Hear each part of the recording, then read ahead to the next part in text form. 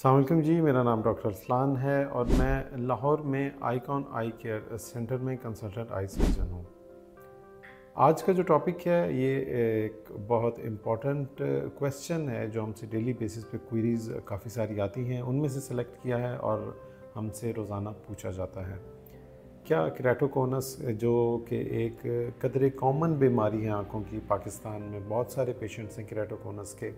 लेकिन उनकी corneal cross linkage या CXL जब की जाती है तो उसके बाद उनके पास केराटोकोनस का मसला फ्रीज़ तो हो जाता है, यानी कि मज़ीद नहीं बढ़ता, मगर नज़र की बहाली के ऑप्शंस बहुत कम हैं और तकरीबन ज़्यादातर पेशेंट्स वो हैं जो कि नज़र के हवाले से बहुत परेशान हैं।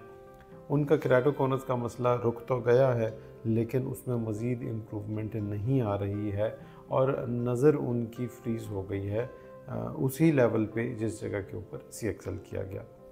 तो केराटोकोनस के पेशेंट्स में जो नज़र की बहाली का प्रोसेस है, इसके लिए जो सबसे अच्छा, सेफेस्ट और अगर हम ये कहें कि एक ही ऑप्शन है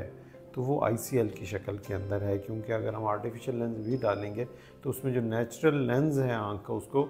ख़त्म किया जाएगा, कॉम्प्रोमाइज़ किया जाएगा, जबकि ICL के अंदर जो नेचुरल लेंस है उसको छेड़े बग़ैर हम नॉर्मल आँख को किसी भी लिहाज से इफ़ेक्ट किए बग़ैर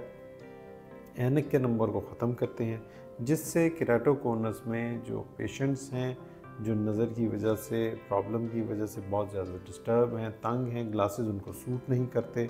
उनके लिए ICL एक बहुत अच्छा ऑप्शन है। ना सिर्फ ये कि उनकी ऐनक रिमूव हो जाएगी बल्कि